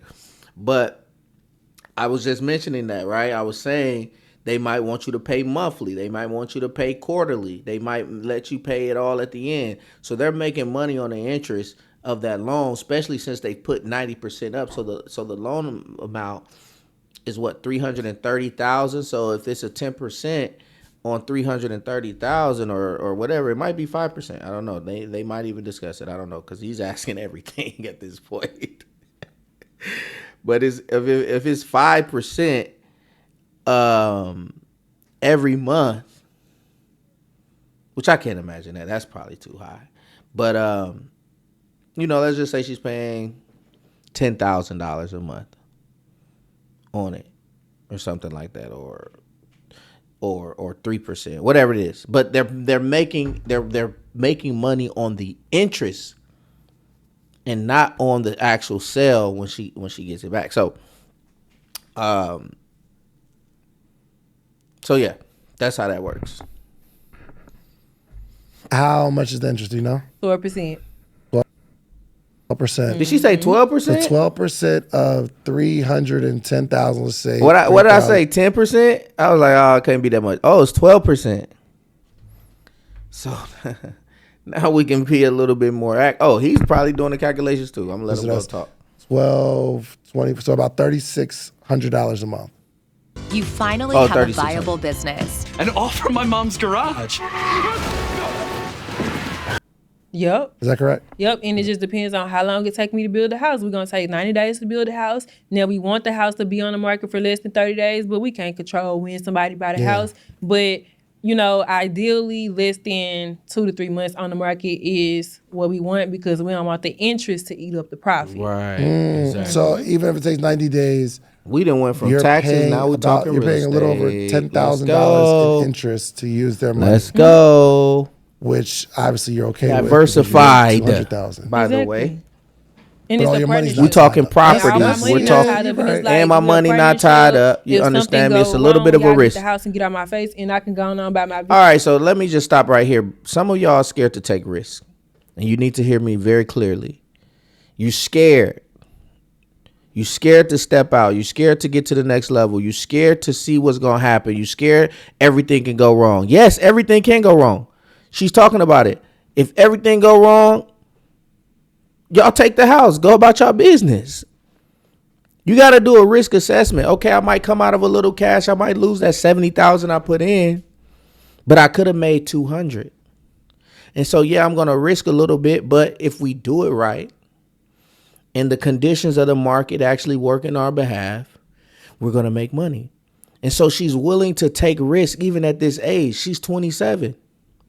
But she's willing to take risks. Some of y'all are 47 and still have not taken not one risk. Some of y'all are 37 and your entire life has been in a safe box in a bubble. You have not tried anything. And this is why, yes, your bills are paid. You got food to eat and there's a roof over your head and you got lights on and you got a decent car. You got a good lease, but you can't live beyond that because you're scared to take any risk. The risk doesn't mean that your whole life has to be destroyed. It's a calculated risk. It is a risk in which you're going to actually calculate what's the worst thing that can happen. And then also what's the best thing that can happen. And then how can I mitigate risk? Can I put insurance in place? Can I put people in place? How can I mitigate the risk so that the risk does not destroy me? Risk mitigation is very important when it comes to business. And so this is part of what it takes to go ahead and make something big happen for yourself. You have to be willing to take the risk. And so I hope you guys took that from what she's saying, because she's borrowing money, which a lot of people are scared to do, because it is a little nerve-wracking to borrow this amount of money. But if all things go wrong, she still has the money to pay them. She could have came out of pocket. So the fact of the matter is, yes, I'm borrowing the money, but I'll have the money. And so I'm just going to use theirs, and I'm going to pay them for using theirs, and I'm still going to make a profit. I never even used any of my own money the entire time. The only thing that I used was maybe my time and energy to make sure that the project is done correctly. That's sweet. It's sweet. Now, granted, there are some risks. Granted, you do need to have the right contractors in place, the right construction company in place, the right people in place, right? So all of these things have to line up. But if it does, then this deal could be great. And obviously, the hard money lender, she said, believed in the project so much that they put up 90%. So she must be in a good situation. So, so it's like it's not that much risk involved too, versus it was all my money. You see? Yeah, I think maybe it's a poverty mindset. I don't know. Then she said it's not that much risk involved, like my monthly because it's more risk if it's all your money. Exactly. And then a lot of people don't like paying interest too. Yeah, I don't like it. Yeah, I'm okay with it. I don't care. Because this is a profit. I was going to make a profit anyways. Like, it's kind of free money. Yeah. It is free money. It's kind of free money. It is free money. To like change my mindset, because my sister Terica, it's literally free money. And I'm kind of stupid. But I'm new to this little developing part. This is what I'm learning right now. This is my first project. So I'm going to have to come back on here and let y'all know how it go. Yeah. It was a total loss. I'm going to let y'all know. But I don't think so. But I mean, your total loss will be $70,000. Not 330 like that. Right. But yeah, no, we're not doing it. I'm like, we're not doing it. I'm proud of you, really. Thank you. I appreciate it. Golly, you are a wealth of knowledge, and you understand, and you're going to be dangerous. You're good now, but 10 years from now, you are going to be dangerous. Oh, my God. Because you're really building an audience, you're building a following, and you know what you're talking about. You're not afraid to go get it. Yes, exactly. So if I want to get into taxes, what's the first piece of advice you want to give me? Okay, so choose your mentor wisely because there's a lot of fluff in the industry right now, and I ain't trying to throw salt on nobody because I want everybody to win, but choose your mentor wisely. You don't want to get mixed up in there's mentors out here that teach you how to do fraud. And that's very dangerous because they only care about the percentage they make and they don't care about your family or what you're trying to build. So I'll say that, and then also just master your skill set because money is attracted to value. You need to somehow become as valuable as possible to make the most money as possible. That's right. Nah, I like that. Yeah. So as you're 27 years old and you're building this business, what's the Money is hardest part attracted to about value. being so young? I don't want to use it like that, like you're a child, but being this young, making this type of money, what's the biggest challenge? Is it lit? Planning to publish your book? Of course you it's could lit. reach 3 What else you billion think? more readers. You got if haters, you've written a but book it's and lit. you're thinking about publishing. Of course. No, it's boring actually. Really? Because I gotta be so disciplined. Because a lot of people is just looking at me she gonna F it off. She's not gonna do the right thing. So then it's like I got a point to prove. Like No, I it's know lit. what I'm doing with this type of money. I can handle it and You I'm wanna be gonna more make lit. it grow. No, it's lit. A little It's bit. lit. Hell, it's lit. It's lit. She's right. She's saying what she's right. There are a lot of eyes on her, and one thing I have to give it up to her is that there are people who is kind of dissecting all of her moves. They're either trying to copy them, hate on them, or just observe them. And there's more haters than there's congratulators, for sure. And that's what she's saying. Like, when you get to a certain level, people just have ingrained envy for some reason. It's not that she is like focusing on it. I'm just bringing it out there. But I want some of you guys to know who's on your way to being on her level or some type of level where you're successful and that light is on you and you're beginning to really achieve your dreams, achieve your goals.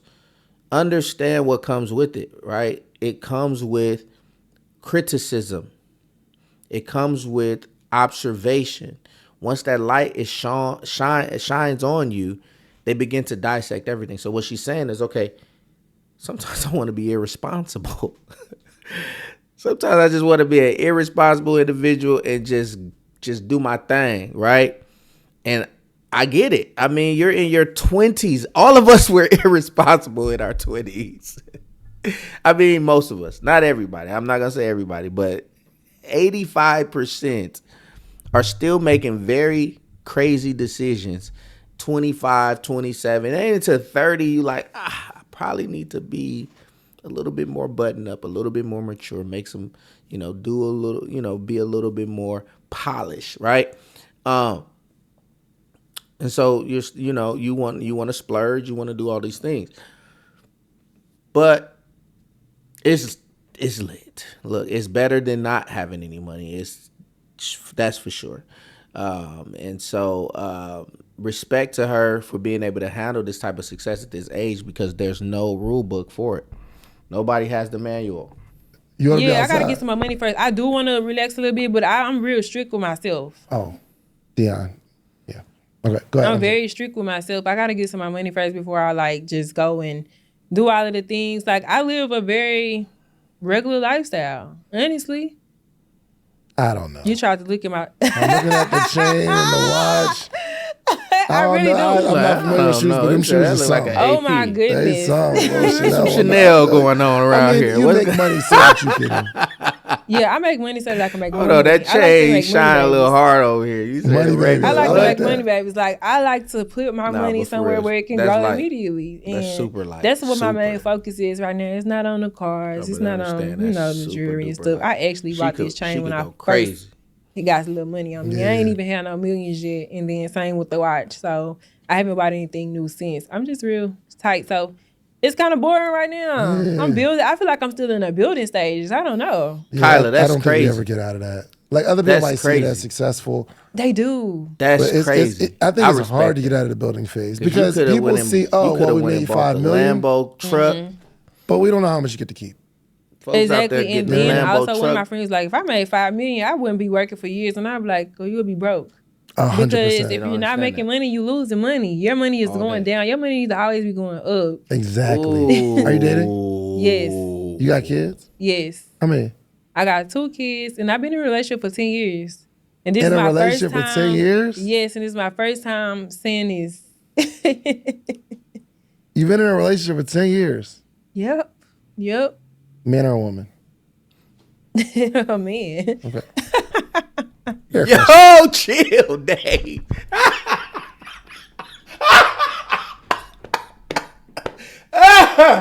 Oh, Dave. Yo, what is going on in that podcast room?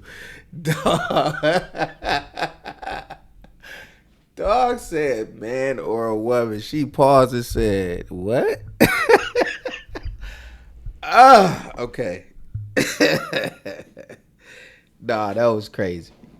That was crazy. Dave, chill, bro. Why would you ask her that? She just said she got 2 kids. She been in a relationship. Shaz, chill, bro. You wildin'. All right. Fair question. Fair question. I don't know. Hey, all right. We'll just brush it off. Fair question. Moving on. Relationship for 10 years. What does he do? He do what I do. He That run the my same thing? business. Yeah. Oh, y'all run it together. No, he run my business. It's my business. He help. It's your business. He help. So he pretty much do a lot of the work in the business. He work for his girlfriend. Yes, exactly. I ain't mad at it. Yes. Listen, if my wife was bringing in some bread, I work my wife. Who don't want to get married? Y'all wildin', bro. It's me. It's me. Like it's me. Yo, he been wanting to get married for a while. My Hey, dad wanted me to he get a solid married one. too, and I I'm just rock with like, him. He cool. I don't know. He cool. It's I too just lit don't right know. now. If you're still browsing Listen. SAM.gov for government contract listings and writing manual proposals, listen up. There's a better way to find relevant. It's not even that because I'm not outside. Like I'm not doing all of the other stuff. I really be in the house, but it's just like, there's just something else for another day. I don't have nothing to say about it. For every great man, there was a great woman that was beside him. And I'm going to have to say the same on this side. For every great woman who's doing great things, a lot of times there's a great man that's beside them behind the scenes. And so some of us men, we got to be okay with our women who are powerhouses, right? They're powerhouses, man. And you got to be okay with just, being able to lead from the back. It seems like the back from the public's eye view, but you could be leading from the front within the relationship, right? So that's neither here nor there, but that's just a nugget for some of the men who may feel a little insecure about your woman making more money than you. There's nothing wrong with that. There's nothing wrong with that, okay? Some of y'all got too much ego, okay? If you're leading, especially if it's a relationship, been together for 10 years, listen, y'all a unit at that point. Y'all won. It's all good. Keep it rocking. You know what I mean? So shout out to her. You know what I mean? Shouting out her man. Shouting out her family. You know what I'm saying? Super dope. Y'all got kids together. Yep. Oh, okay. Why don't you want to get, I'm trying to understand that though. I'm trying to understand it too. Well, you don't, I don't even want to rush you into that because for some reason, as soon as you say I do, See, things change. See, that's what I'm talking about. They do. They do? I ain't gonna hold you. What for type some of reason, things? and y'all could be together for 10 years. I don't know. Something switches and I don't know. Maybe I feel like I owe you now. I don't know. It's something. See, I ain't got time for Teacher, that. what's going on, Dave? And then I got money, so what if I get a divorce? Would Yes. you do a prenup? Absolutely, we're gonna have to. I don't care. We're gonna have to. We're gonna have to. You're gonna have to. We're gonna have to. That's like not a smart move. That's crazy. Crazy. But what about they the finna bond kill me in the between? comments. What about the bond between y'all? I You don't think that understand the takes away bond, but the? don't be trying to take my stuff. We still can have that bond, but you're not gonna have this money. Not that bond. Yeah, you lit, bro. I'm watching you. Hey, she said we can still have that bond, but you ain't finna have this money. Y'all out together? She's not. Yeah, we go out together sometimes. All the time? Sometimes. He older than me. Is he? Oh. Hey, you want the tea. 10 years older than me. So he like 37. 37? Yeah. That ain't bad. That ain't bad, right? But we've been together 10 years. We got to get when I was 17. Yeah, that's where it get bad at, and he was 27. Yeah, see, this one. I mean, but listen, that's what it helped my career. Like, I wasn't out here with no YN. Like, I had somebody that already was mature and grown, and I was able to not be in the streets doing deep, dumb stuff. Like, it saved me from a lot of mistakes that I could have made, for sure. That's what's up. Have you ever, did you notice any change, though, as you started, like, really becoming the biggest breadwinner? No, and that's why I love my relationship. Like, it's no jealousy there. He want me to pop my stuff. Like, he roots for me. Like, he helped me get ready for this trip. Like, because I didn't even feel like coming. And he was like, nah, go ahead and kill it. Make sure you kill it. But he my number one fan. And like, when stuff be stressful, he was like, okay, you need to take off. They not finna stress you out. Like, I'm very spoiled. Like, wow. Yeah. Marry that man. I need to, because it don't get no better than it, to be honest. It don't, but For sure. I don't know. Hey, listen, man, I do know one thing. When someone feel like they being drug along and they're a good person, things start changing. And we think that's so funny, because and we think the money will save that, and it don't. I don't think the money will save that, and I don't think it's being drug along. I'm just at my own pace because I'm 27. And you should be at your own pace. That's why I'm not saying you need to. I'm trying to understand where we're at right now. But 10 years is a good bit of time. Yeah, a good bit of that but time. Don't rush into it. Yeah, I was playing and stuff. If you ain't ready, you ain't ready. Exactly. Yeah, we'll get done. We might send you an invitation. Yeah, man. Let me come. How old your kids? My son is 11 and my daughter is 7. Yeah. A lot of this math ain't mathing, huh? Yeah, it ain't. A lot. So you had a child. Mm-hmm. You had a child at 16. Yep, I was 15. You were 15 by someone else. Yep. A YN? Nope. Older guy? Yeah, I like older. Yeah. I'm mature. I can't do the YN. All right, we're not gonna go too deep in that. I don't want nobody to go to jail. Did you have a child? And no, that was 18. It wasn't that much. I bet. The person was 18. Yeah. Okay, I mean it's still 18, 15. A little weird. All right, so that's a case. 100%. That is illegal for sure. Oh, but it's all good. I mean, you ain't got a problem with it. They ain't got a problem with it. Anyway, so you had a child with the first person, and then you said 7-year-old? Yeah, my daughter. Your daughter's 7-year-old. What are you teaching your daughter about being a woman? Yeah, so I'm instilling confidence in her every day. Like, I want her to feel like she's the prettiest girl. I see that in you, though. Like, I want her to feel like she's the prettiest girl. I tell her every day, you so beautiful, your hair is so beautiful. She be over there putting on makeup. She be looking a fool. But she feels beautiful. I want her to be able to speak up for herself. Don't be a follower. That's very important in my household. She's very strong-minded. She's already a leader, so I think we're not going to have that. But as a woman, those are the things, like, you need to feel like you the most beautiful person in the room, no matter who's in the room, you know? And you need to stand your own ground and not be a follower, be a leader. That's what it is. What are you teaching her from your own experiences? Like, what are some things that you know you messed up in? That you want to mentor your daughter to try to navigate her away from that? Yeah, so as far as just like, you can wait. You ain't got to try to rush into anything. I had my child at 16 because I thought it was going to save a relationship, and it was like the dumbest. Really? Yes, I really did. Like, I ain't know no better. If I knew what I knew now back then, I wouldn't have did that, but I thought that was going to keep a man, and it did not. And at 15 years old, I shouldn't have been thinking about a man anyway. That's why it's illegal, because 18-year-olds should know better. Exactly, but you know. And then the crazy part, as soon as I got pregnant, it was like the relationship was done. It gets worse. No, it was done. Yeah, for sure. It was non-existent. He went off to college, and I had to figure out life as a teen mom. Yeah. What was the vision that you had for yourself at that time? So I'm from this small town where the visions are not very far. We don't see very far because we haven't been exposed to much. Where you from? I'm from Tallulah, Louisiana. Tallulah. Yeah, people don't even know what that is, but you might know heard of Monroe or Shreveport. Mm-hmm. It's like an hour or two away from those places. But this population is 3,000 people. Oh, wow. So my vision as a child, I didn't have one. I just was gonna grow up and get a job. That's crazy. Cause that's what I seen though. That's what I seen my 3,000 mom and my dad do. I didn't ever see them travel. I didn't see them buy nice things, Shout go out to to the everybody mall. who came I from the never small seen any of that towns. only on TV. Make it in a My big dream city. as a kid Shout was out to really like y'all, to have man. my own Keep your room. feet on the gas. So that's what I seen on TV. Keep like grinding. I didn't see all Keep of the pushing. things, so I didn't really have You no did? dreams. Wow. Yeah, it's When did you crazy. start to develop it? When I got pregnant, and I was like, okay, I gotta do something now. And then so I went to the Army.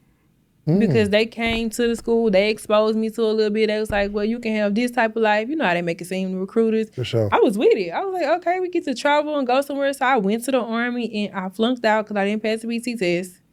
So then I just moved to Dallas, Texas, where I reside now. And Hold on, you signed up for the Army and then you failed the physical BT training. test, so they kicked me out. And I was like a menace in the In Army the very too. beginning, like before you get started. No, I was there for 2 months. So they train you up so you can eventually pass it. And I still just didn't feel it. I just kept getting worse. Then I was a menace in the Army. Worse. I was really bad. They was writing me up. I was defiant. I had to get out of there. Hey, this is not my calling. You moved to Dallas. I moved to Dallas. This is not my anointing. My sister stayed in Dallas. On the Army. Okay. No, Yeah, man. so I was 18 with a 2-year-old, and I was working a job, leaving my child with people I barely knew so they can watch him. It was hard at first. And then I became an entrepreneur during COVID. And then there was the turnaround. So you went from almost like nothing to 200-something thousand. Yes. I went from nothing to 200,000. That's a shock. That's It what was you a can do in the shock. tax industry. It was a shock. By But the luckily, way, I had a little you bit of can. knowledge because You definitely most got people you would've got to been- I hustle didn't blow though. my first money, like Y'all that's don't how I'm proud of understand. it. But I was just so afraid to do that. And So it she was said like I she was didn't blow her first petrified money of either. being That's good. poor again.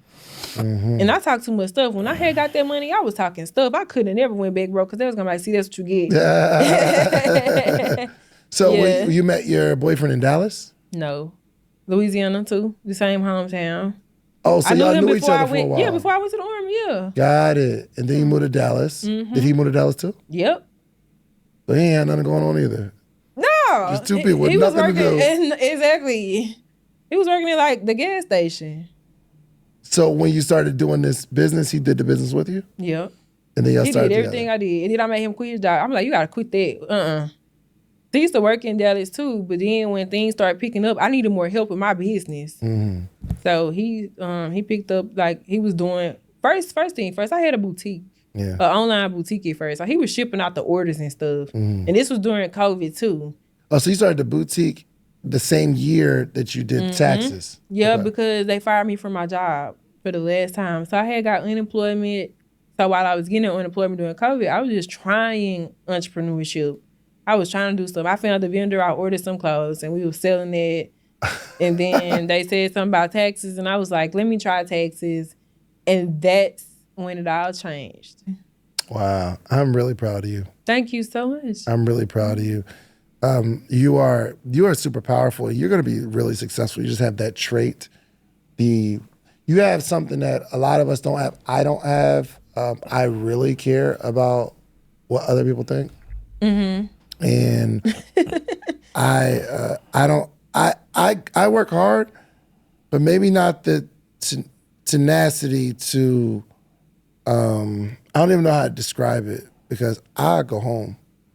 Are you I'd be overpaying your like, property yeah, taxes? Every this year, is for the millions of birds. homeowners overpay their property taxes, while I corporations know work what with you mean, attorneys brother. to appeal and protest their housing. What And you then I'll mean? I'm at a point. I mean, I work really hard, but you seem like somebody that's going to burn the midnight oil. I promise I am. Especially if I got I work goals hard. to reach and Yeah. stuff. Like, but it might be an age difference too.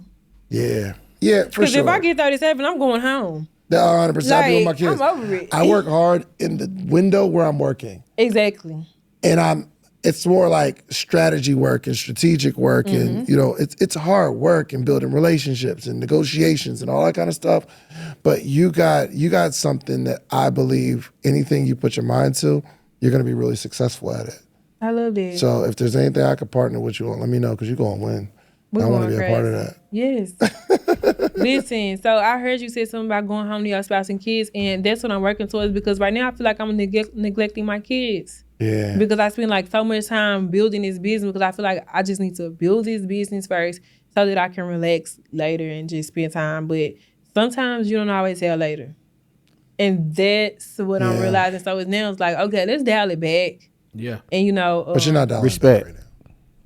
I'm trying, but it's hard. I'm trying, but it's You're hard. not dialing back. You're going harder. Yeah. I'm trying to. Not dial it back, but just like spend time with the people that matter. Make that time like, for them. I catch myself sometimes glued to my computer Glued. for hours on hours. Yeah. And My maybe daughter even be the whole like, day. Daddy, you well, work too there's much. Nobody that can tell you shouldn't Mm-hmm. dial She it. be like, give me this computer. You working too much. You doing too much. I be like, baby. I be like, hey, look, don't you want to be able to go on these trips? Don't you want to be able to go to gymnastics? This is how it's getting paid. And but I be feeling so bad because from the time she wake up and see me to the time she go to sleep, my computer is literally attached to my hand. And she's like, one time, bro, it did something to me. She wrote me a letter, and I wish I still had the letter. It's probably somewhere around here. It said, Daddy, could you please stop working for a little while and come play with me? And she just put it on my desk and walked out. And I was just like, wow. And so I had to stop. I'm like, okay, let me go. Let's see. And then she wrote me another letter and said, Daddy, you always working. And so I felt like, man, I feel like I'm becoming a workaholic because of our ambition and goals. And so for some of you who may be doing the same thing, man, don't neglect the things that matter, your relationship with God, your children, your family. The business success is amazing, but if that's all you put your eggs into, when you look back, the business is not going to comfort you. The business is not going to hold you during those hard times. The business is not going to, even though you got the money to try to buy yourself things to make you feel good, sometimes that stuff does not fill that hole. And we need our family, and then our kids need us. Our kids need our guidance. Our kids need us to push them to the next level. Our kids need us to show them how to be the best version of themselves. And if we're so busy building our business, then we're not busy enough building our children. And so there has to be a balance. There has to. And from a spiritual side as well, man, sometimes we'll get so caught up that we forget about our relationship with God. We forget about, that the time in prayer.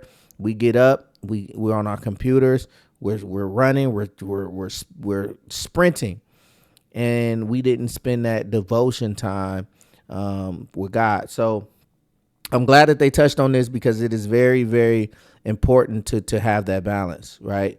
And so I'm with that as well. We got to dial it back, but I guess at 27 is like go mode. So when you're in your 30s, you don't have to work as hard. You're gonna work hard either way, but it's better to put the work in the front and be able to chill a little bit more, later in life. But yeah, like you said, like she said, there is no guarantee that there will be a later. So we gotta enjoy the present. So I love that as they're wrapping up, man. That was really good. Back, or you should. You're living the life that you design. Right. And maybe you'll spend your 20s and early 30s going hard, and you spend the rest of your life with your kids creating experiences. That's the goal. And maybe you miss them but you don't have as much time with them in them formidable years, like the 7 to 11 or whatever. Right. But it depends on how you decide to live your life. Right. And nobody can tell you to slow down. Your kid's gonna love you anyway, unless you become a deadbeat. No. And you never spend any time with them or experiences. No, I'm not gonna or do you try that. to buy their love, then they'll hate you. Yeah, they don't like that. Well, thank you so much for coming. I, again, enjoyed this conversation. Please let everybody know how they can work with you. And if they're thinking about getting into tax business, it's not over with, right? March, April? Because you know, some people, they start to run up promotion for like November. Because I know January's coming. Though, but yeah. Can you make money throughout the year? See, that's what I was trying to tell y'all. You should be. If you're not, Right. you got a problem on your hand. How do you make money throughout Make the year? money You have all to year tap into long. other revenues, other streams. You As a can- tax preparer, what you're teaching me, what should I do? Yeah, so if you already a tax professional, you need to go start teaching other people and start charging for your knowledge. That's what you need to do. Like, you should have a coaching program. You know, all of those type of things. So you teach people in your coaching program how to have a coaching program and leave you. Exactly. I teach them like how to build communities on schools. Like, I make $40,000 a month on school communities. Yes, and it's outside of the tax season. Like, you need income like that outside of the tax season to carry you through and keep increasing the balance in your bank account. 100%. Because a lot of people are depleting their balance in their bank account. So there's tax professionals that probably should be using your software and become. I actually clients of learned yours. something from A lot this. of them. Two people place Your the money same should always exact be going trade. up and never going down. One Look, loses. We always the other got. We one got to wins. spend money every day. Bills come in, things we Yeah, want to they do, places somewhere we in the want to world, go. but they gonna find you me. better have some income Absolutely. streams. I'm sure they're gonna find me. 'Cause when my that tax mission is, season I slow want to down. impact. Like, I'm cool. The money is cool, but that's not always what I like to talk about. I want to talk about how can I impact you? How can I help you? How can I change the trajectory of your future? Like, I see a lot of tax professionals and they just working dead ends. They're building a job. You need to build a business because taxes is so daunting. You're stuck to the computer all day. I want to teach you how to get from behind that computer and make money in your sleep. And it comes from the communities, the culture programs, the digital products, and things like that. I love this, man. Well, thank you so much for coming, Kyla. I really enjoyed this conversation. Let everybody know how they can get in touch with you, how they can work with you, and then leave us with a word of wisdom. Of course, so my Instagram is thewealthyk_. My Facebook is Kyla Brown. Check her out. If you like to work with me, I'm always having free classes. You can click any link in my bio and you can get into one of my free classes. I'm having a 3-day mentorship coming up, but I don't know when it's gonna drop, y'all. But a word of wisdom, y'all, is just we write our own stories. So make sure you write the one that you want your children to tell. You know, I watched my parents not have the best life, so I'm trying to give my children a show and show them that we can live the best life possible. Like, we're doing things now. We're going to Paris next week. Like, they're gonna have an amazing story to tell their grandkids about my grandkids about their mom. So just write a good story with your life and do right by people. That's all I got this time. I love it. I love it. Thank you so much, man. All right. That was good. I enjoyed it. Did y'all enjoy that? Did y'all get something out of that? I hope so. I want y'all to share this reaction video. There was definitely some nuggets in there. I also expounded on some things that I feel like needed to be expounded on, and I feel like you could get some nuggets out of that as well. Until next time, it's your boy Will So Serious, the Tax Empire Network. We're doing big things. We're reacting to all the things that are happening in the industry, all the things that are happening in the business world. And, we're going to be streaming as well pretty soon. So I'll be dropping the Twitch and you guys will see me out and about. So until the next one, y'all be blessed. Let's get to it. It's time to get serious. Let's get to work. Peace.